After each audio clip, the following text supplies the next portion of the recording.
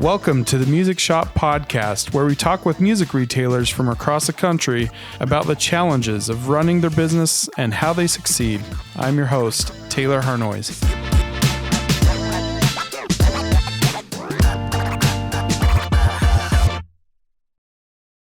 All right, welcome everybody to another edition of the Music Shop Podcast. My name is Taylor Harnois. I'll be your host. Today we have some very special guests with us. I'm excited to be able to introduce a couple members of our data migration team, Jesse and Nils. So welcome, Jesse and Nils.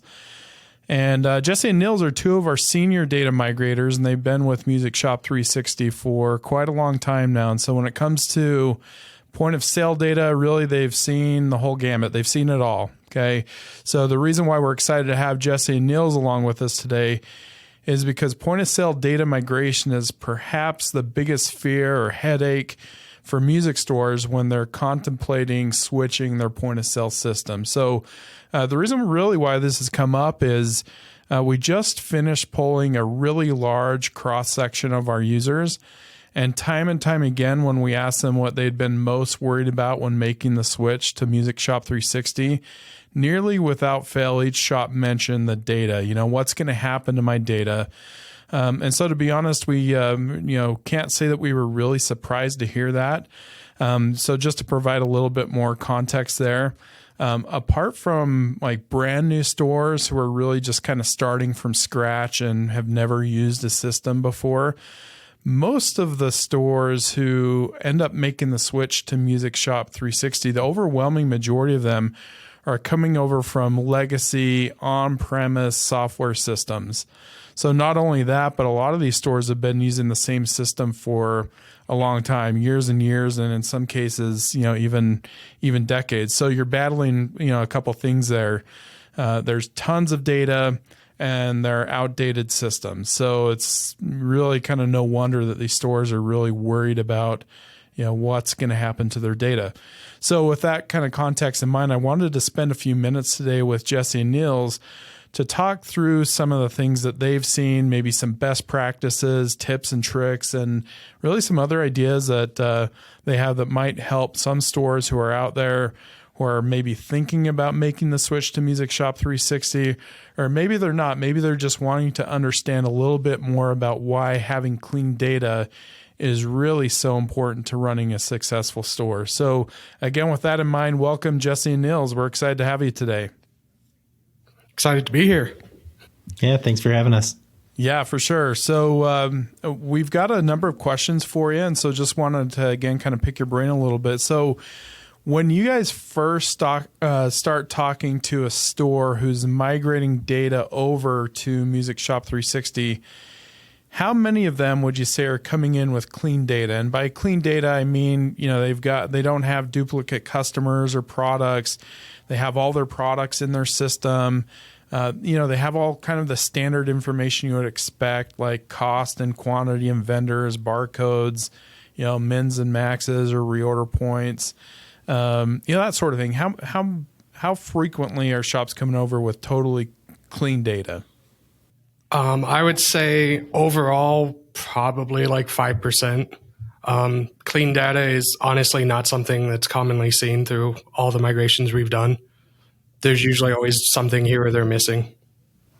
Yeah, personally, I would say that mostly clean data is something that I've seen maybe 5% of the time, but a perfect data set where I didn't have to do any cleanup or any corrections on any of that data as it came in, I don't think that I've seen one.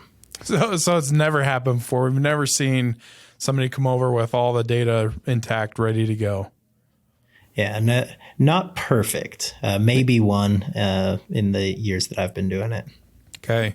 So the majority of these stores, they've got some data, but it's corrupt or it's not clean and maybe missing a few points. And that sounds like a pretty kind of prototypical migration effort that you guys are looking at as somebody who hasn't really, they don't have everything that we'd like to have when we get them migrated over. So, it sounds like that's something you guys are dealing with quite often.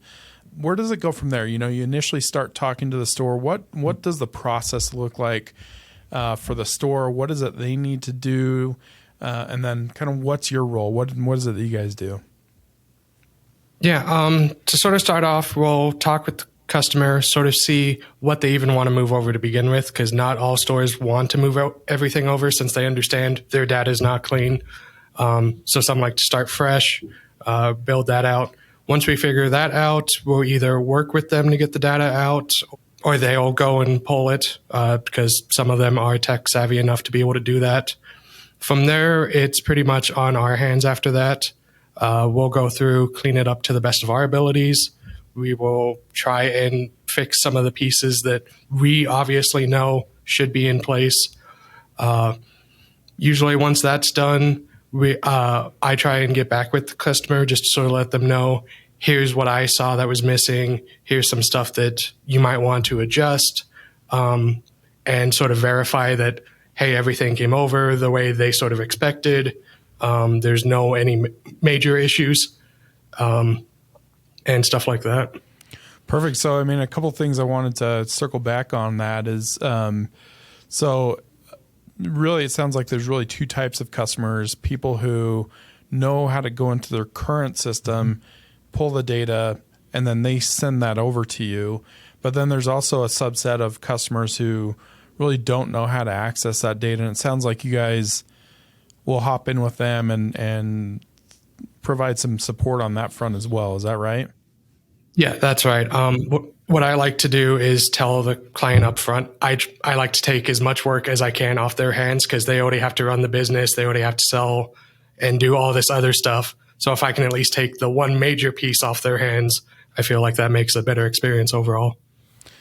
Yeah, that's great. And I think, I think that would be helpful for a lot of people to know that as well, that, if one of their worries is this data migration piece, but that there's somebody there who's going to help out. I mean, it sounds like, and from what you said, I mean, really, we shoulder the bulk of the work on this data migration. So you said that, you identify what's missing. You talk to the shops about it. You fill in the blanks where you can. You get the feedback from them to ensure that everything looks good. And so it sounds like it's a pretty extensive level of handholding that's going on throughout that whole process. Is that right? Definitely. We end up doing a lot of screen shares. Both of us have seen plenty of point of sale systems, plenty of web store systems, and we've been able to get data out of just about all of them. That's awesome. There are a couple of very old systems that we've had. Let's see, I think I've had maybe one that just did not have a path for exporting what we needed, but just about everything else has played pretty nice, and that system was very, very old. So not one we run into very often. So for the most part, it sounds seen it like once. Yeah. So, I mean, for the most part, there's going to be an opportunity to at least try to bring some data over. So kind of circling back to the very first question, why do you think it's so difficult for stores to have clean data? Why is it such a difficult process for stores to kind of keep that clean and that? What are some of the challenges that they face? So you've got multiple people entering inventory, which makes it very difficult to make sure that it's going in the same every time. You've got, even when it's the same person, I mean, over time, you'll forget the format that you were using, and you'll do it the way that feels right, and it may or may not match everything else. It's pretty easy to, at that point, look at a product, and sometimes there's even multiple codes on a product. So say you enter a code into your system and don't find the product using that code that you're expecting to pull it up. So maybe you make another version of it that has that code, not having found the previous one. So now you've got duplicate products. Over time, it's pretty difficult to keep everything clean across the board. Same with customer data. Yeah. Say the first time the customer comes in, they give you their name and phone number. Next time they use an email, that's what you put in. It doesn't come up, so you make a new customer. You get that kind of thing all over the place.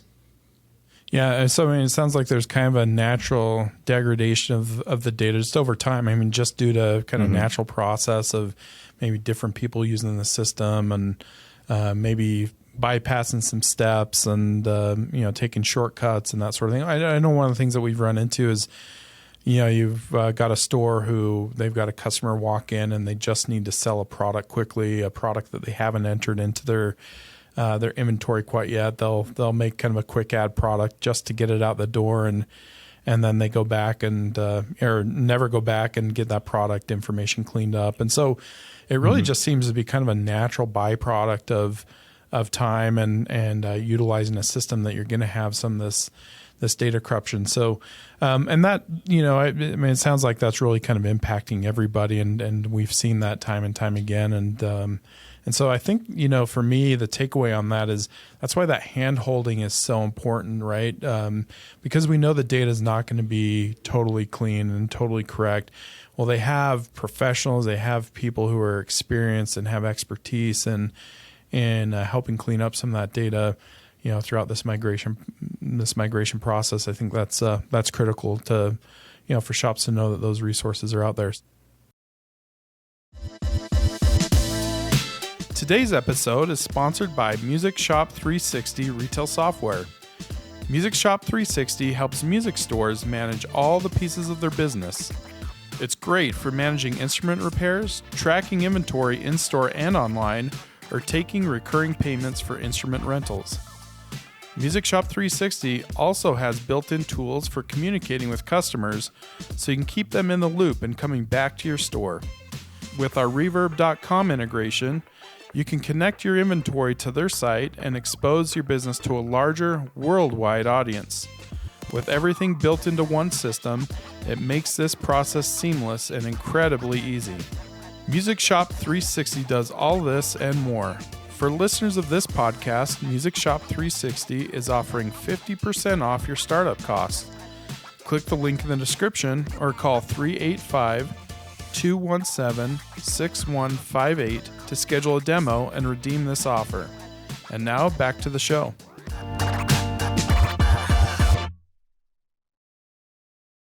You'd mentioned one thing about customers and the customer data. That's a totally kind of different thing than just inventory data. You're working with individuals on this front, and one of the big parts of that is customer purchase history. So I've been with Music Shop 360 for a number of years, and I know one of the things that we used to run into quite a lot is it used to be really, really difficult for not just us, but really any software company to bring over customer purchase history. And that really seemed to be kind of the golden goose of data migration. Tell me a little bit about kind of the evolution of that process. Has that become easier? Is that more common now to be able to bring over customer purchase history? What does that look like? Yeah, I'd say now it's a lot easier because, I was around when we had a little bit more difficulties moving it over. It was hard to always get stuff in the right place. But now I would say probably like 80% of the time we're able to get sales history out of the existing point of sale, which I knew was another sort of major hurdle. And from there, we have plenty of tools to make sure that it comes over in a good enough format that the customer can see they purchased this on this date and stuff like that. We might pull a few tricks on if it's old enough history. Maybe we had the product be a deleted item, so it's something they don't actively see, but it's at least there for reporting, so they can look it up when they need to and stuff like that. But yeah, it's come a long way. We still have a little bit of hurdles here and there, but it's a lot less than what we used to have to do. I'd imagine a lot of that just kind of varies system by system as far as, how easily that, that data is accessible and transferable over into another software. But yeah, I think that's been a huge change, a real positive change for a lot of stores. That's gotten, to the point where it's pretty efficient there. What happens to a store, or what kind of feedback or tips do we give to a store if they absolutely cannot, like there's no way for us to bring over customer purchase history, what kind of recourse do they have? Is it just keep it an old version available to them in their old system, or what? I mean, what do you guys recommend typically? It depends on the situation. If we're able to export enough information that the exports we've got are useful to them, but they don't have enough of the right pieces of information for us to bring it into RAIN fully, then at the very least they have access to those exports, and those should be readable if we've determined that. There are many cases where someone's old system isn't something where they're paying a monthly fee or anything like that. Right. And if that's the case, then I would recommend maintaining, just keep the old computer available somewhere in the back office or something if you need to look up something that was from that system. Yeah, usually if there are good reporting tools in the old system, we're able to get that sales data now. But yeah, if we can't, most cases there is a decent option where stuff that happens before can still be viewed and checked out if necessary. Okay. All right, fantastic. Well, that sounds great. So, I mean, it sounds like that there are still some resources in place that we can do to help stores, even if for one reason or another they're in a really odd an uncommon circumstance that that customer purchase history may not be readily available. So that's great. What are just kind of curious, like what are some of the common questions that you get from customers, before they embark on this migration process, maybe during that process, and then after it's complete? What are some of the common concerns that you guys get, and how do you handle those? I'd say common concerns, when we first talk to them, it's sort of stuff like, how long does this usually take? What should I be doing in the meantime? What do I need to do after the fact? Just sort of the common questions that no one will know because they're sort of handing their baby over to someone else, since in most cases, the businesses that are coming to us, their business is their baby. So it's just sort of that concern of what's happening. As far as common questions besides that, it varies, because I've heard probably every question possible out there. But yeah, we do the best we can to sort of make sure that the customer knows that we're taking care of them. We will make sure until the day they start using Music Shop that everything's flexible. We can always make last minute adjustments. We will do whatever we need to do to make sure it's perfect, or as perfect as we can make it out the door. So when they start using it, there's no issues. There's no pain points, stuff like that. Yeah. One of the questions that I have thought about is, when someone decides, they've been working with our sales team and they say, we're ready to come aboard at Music Shop 360. They start the process of, going through training and onboarding and that sort of thing. And that process can take a number of weeks, a handful of weeks for them to get fully trained up and ready to go. And in the background, you guys are doing what you do and, getting the system, the data migration complete and built out for them. During that time frame, they're still running business, right? They're still running shop. They'll be working with customers, having transactions on a daily basis, receiving inventory. So the data that they give to you guys initially, looks one way, but then when they're ready to go live, the data has shifted a bit. So how do you handle that? Like what's the process there? Yeah, I would say overall the term that we use and we usually tell our clients it's called a data sync. And pretty much what sort of happens there is the day before they switch over to our system, right after they close business, either we'll get with them, or if they're tech savvy enough, they go and pretty much export everything we exported initially and send that over to us. And depending on the time frame, we might work on it the second we receive it. We might work on it the next morning, but we'll go in and update inventory counts. In most cases with Music Shop, because they get a lot of new products, we'll add in new products. We'll update the sales history for all those new transactions they've had in the meantime. And we pretty much just sort of go through and update everything to make it as accurate as possible. Yeah. Some of the changes they do, we make sure we don't touch any of those. We have a lookup code that we either tell them, hey, don't touch this column like a SKU, or usually we put something in what most of our clients see is an alternate lookup column. And that's sort of a hidden area that they can see if they click into it enough. But it's also just hidden enough that we can sort of sneak some things in there just to help the back end and making sure everything's in the right spot, as accurate as possible. That's awesome. So, I mean, really for them, it's just business as usual, right? They're just running the business the same as they always do during that time frame. And then you guys do the heavy lifting to go ahead and sync everything up right before they actually make a clean break and go live in Music Shop 360.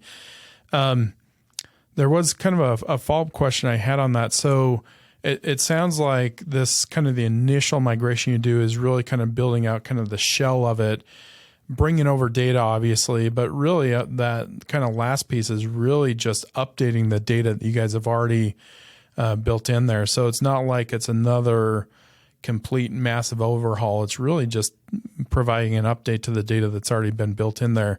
Does that sound about right? Yeah. Usually when we bring it over, we get everything the best we can. Then we work with them to make the adjustments they want to make, maybe change the category structure, maybe just fill in the blanks on some codes like barcodes and stuff like that, make it the way they want it. And then once we get ready for that data sync, that's sort of where it's everything sort of locked in place, as clean as anyone can make data, and where we really need to step in and make sure everything goes smooth. So for them, it's just they close up shop, send a quick email, and then the next morning they're now using Music Shop 360. Awesome. Well, that's great. Well, that's awesome. So just a couple of questions left for you. What systems do you guys see the most? We talked about, we see everything from cloud-based systems to on-premise systems. In the music instrument and school music dealers and people in this space, there's some really big players that we see quite a bit. Who do we see the most? What systems do we see migrations from most frequently for Music Shop 360? I would say overall the main one would be AIM or AIMSy, depending on how long you've been with them. Yeah. I would say probably the next big player would be like QuickBooks. Okay. From there, it sort of just varies and goes to the long list of everyone else, but I'd say those are probably the top two.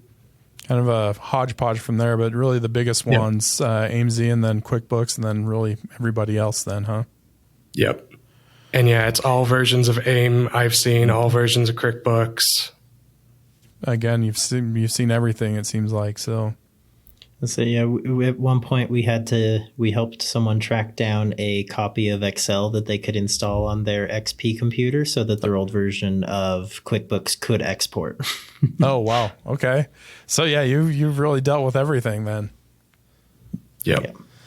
That's great. One other thing. So I wanted to ask about, so, you guys go through your process, obviously, and then they start utilizing the system. We talked about really the, why the data kind of goes corrupt naturally, really just kind of a byproduct of running business. But in you guys' opinion, why is it so important to keep as clean a data, as possible? Like what are the opportunity costs for a store if they're not keeping clean data? What are the ramifications of that?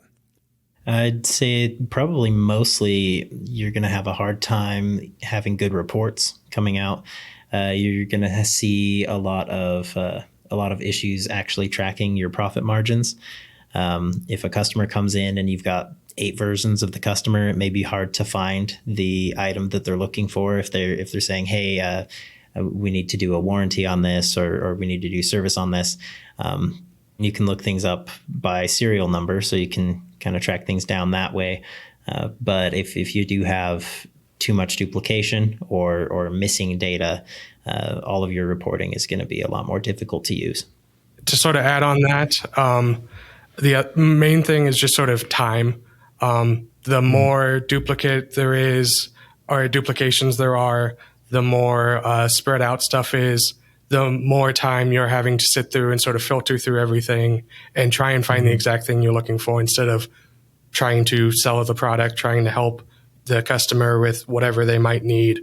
And then I know most clients tend to do like one sort of major update at the end of each year, just to sort of tidy everything over. And if they sort of kept track of it along the way, that's a day they don't have to spend going through and scanning every single product or counting every single product. Music Shop 360 also has really good tools for merging duplicate customers or duplicate versions of a product.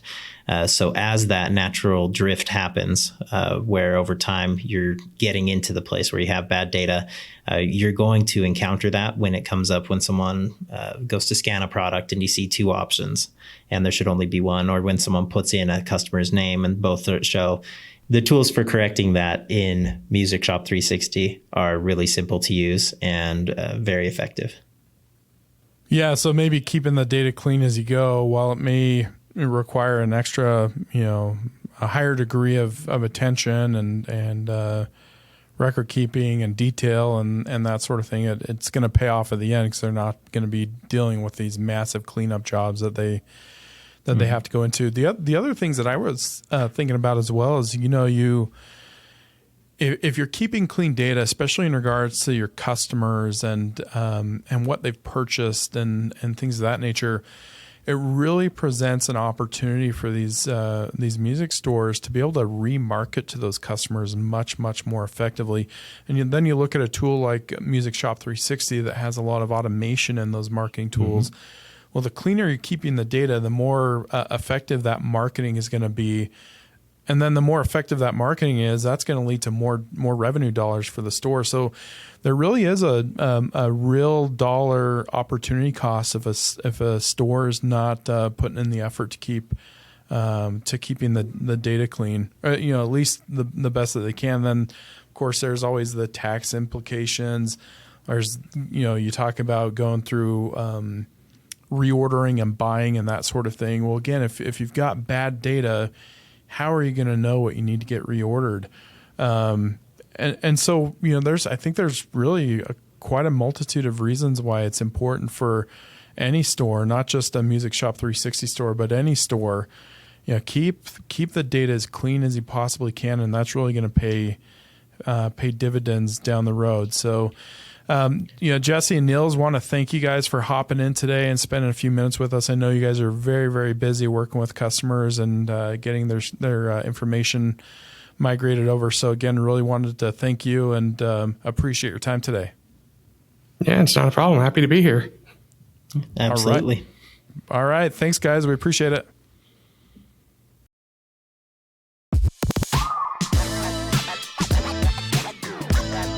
Thank you for listening to The Music Shop. Be sure to subscribe on Apple Podcasts, Spotify, YouTube, or wherever you get your podcasts. Leave a rating or a review to let us know what you think. For more interviews with business owners, visit musicshop360.com/interviews, where you'll find transcripts, show notes, and videos for all our episodes.